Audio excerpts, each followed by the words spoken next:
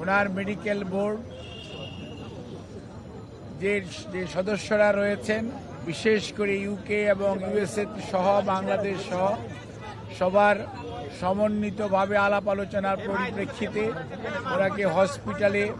বেশ কয়েকদিন রাখার ব্যাপারে সিদ্ধান্ত হয় এবং ওনার আরও কিছু ব্যাপক পরীক্ষা নিরীক্ষা করে পরবর্তী চিকিৎসা কার্যক্রম গ্রহণের সিদ্ধান্ত হয়। ওনার শারীরিক যে সকল পরীক্ষা নিরীক্ষা করা হয় সেই সমস্ত পরীক্ষা নিরীক্ষা রেজাল্টের ফলাফলের ভিত্তিতে চিকিৎসকগণ সিদ্ধান্ত গ্রহণ করেন যে ওনাকে আরও নিবিড় তত্ত্বাবধানে চিকিৎসা করা প্রয়োজন এবং সেই লক্ষ্যেই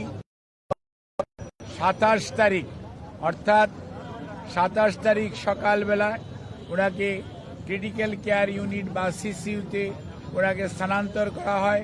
এবং এখানে প্রফেসর ডক্টর শাহাবুদ্দিন তালুকদার,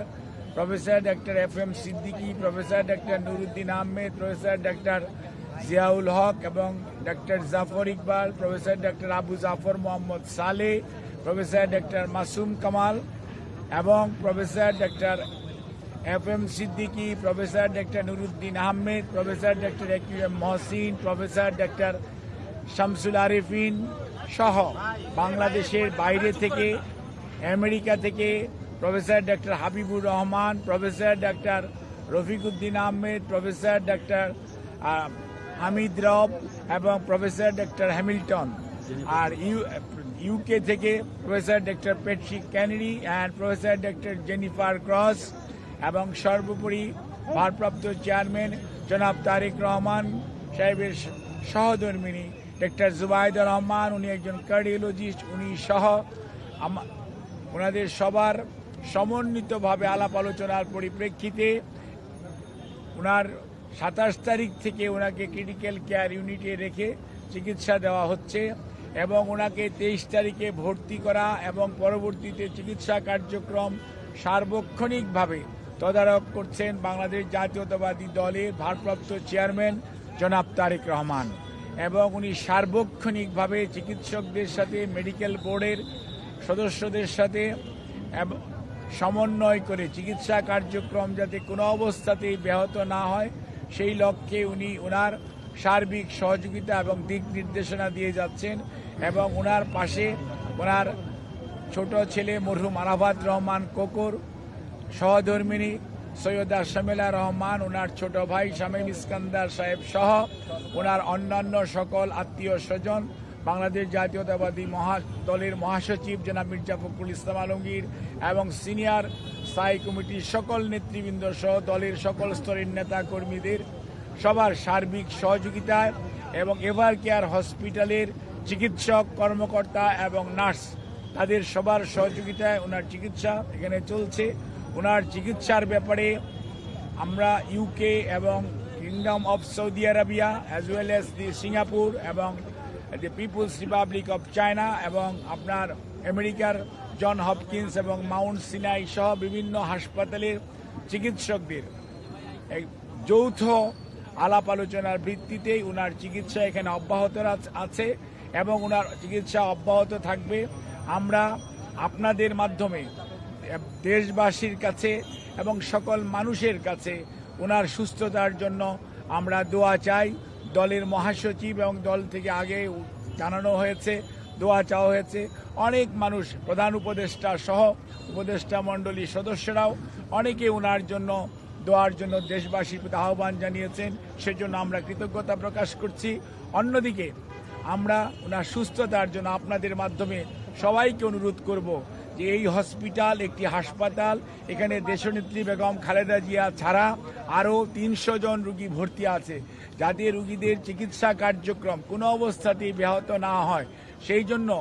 দলীয় নেতাকর্মী শুধু নয়, বাংলাদেশের ক্রিয়াশীল সকল রাজনৈতিক দলের সিনিয়র নেতৃবৃন্দ সার্বক্ষণিকভাবে ওনার খোঁজ নিতে আসছেন। ইমোশন আছে, আবেগ আছে, ওনার প্রতি ভালোবাসা আছে, সেই জন্য সেটার প্রতি শ্রদ্ধা জানিয়ে আমরা সবাইকে অনুরোধ করব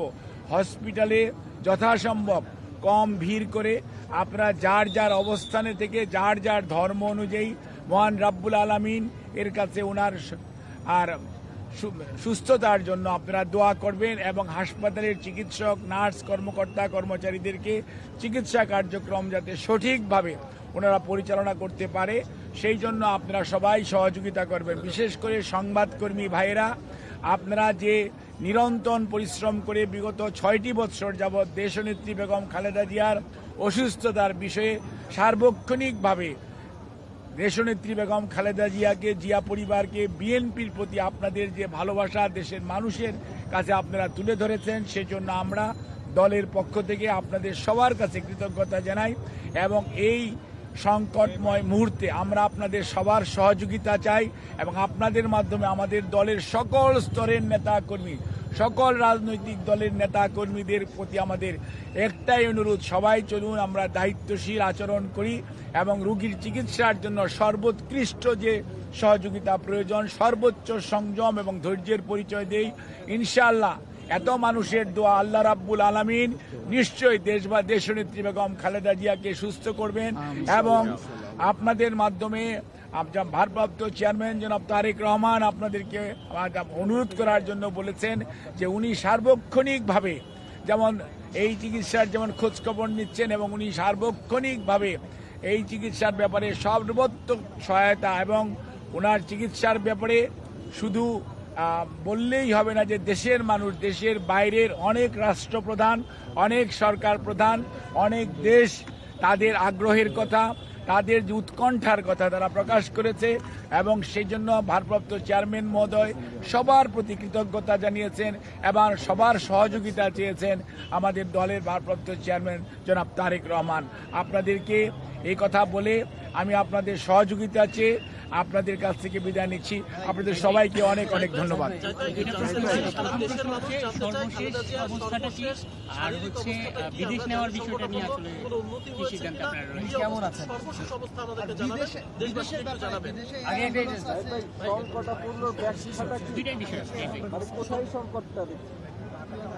আপনাকে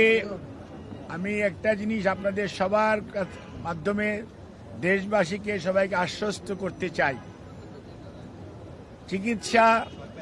করার দায়িত্ব হসপিটালের চিকিৎসা কর্মী, স্বাস্থ্যকর্মী যারা আছে, ভালো করার মালিক আল্লাহ রাব্বুল আলামিন এবং মনে রাখতে হবে চিকিৎসার ব্যাপারে উনার জন্য সারা পৃথিবীর নয় সারা পৃথিবীতে সবচেয়ে ভালো যে চিকিৎসা ব্যবস্থা করা প্রয়োজন সেটি উনার জন্য এখানে করার আয়োজন করা হয়েছে এবং আমরা যত তাড়াতাড়ি সম্ভব যখনই শারীরিকভাবে চিকিৎসকরা বিশেষ করে মেডিকেল বোর্ড এই দেশি বিদেশি চিকিৎসকদের সমন্বয়ে গঠিত এই মেডিকেল বোর্ড এই ওনাকে দেশের বাইরে নিয়ে যাওয়া ব্যাপারে কোনো ধরনের পরামর্শ দিবেন আপনাদের মাধ্যমে, আমরা তখন সবাইকে আমরা জানাবো। আর এই মুহূর্তে ওনাকে যদি এইটুকুই বলতে পারি, ওনার অবস্থা গত 3 দিন 27, 28, আজকে 29 তারিখ আলহামদুলিল্লাহ ওনার অবস্থা একই পর্যায়ে আছে এবং এটাকে আমরা ডাক্তারি ভাষায় যদি বলি অর্থাৎ শি ইজ মেনটেইনিং দি ট্রিটমেন্ট, অর্থাৎ চিকিৎসকরা যে চিকিৎসা দিচ্ছে এই চিকিৎসা উনি গ্রহণ করতে পারছেন। কাজে এই চিকিৎসা যাতে উনি গ্রহণ করে সুস্থ হয়ে যেতে পারেন সেই জন্য আপনারা সবাই দোয়া করবেন। আর বিদেশ যাওয়ার বিষয়টি নির্ভর করছে সার্বিকভাবে শারীরিক সুস্থতা এবং মেডিকেল বোর্ডের সিদ্ধান্ত এবং সুপারিশের পরিপ্রেক্ষিতেই সেই সিদ্ধান্ত পরবর্তীতে গ্রহণ করা হবে, আপনাদেরকে জানানো হবে। আপনাদের সবাইকে অনেক অনেক ধন্যবাদ। Thank you.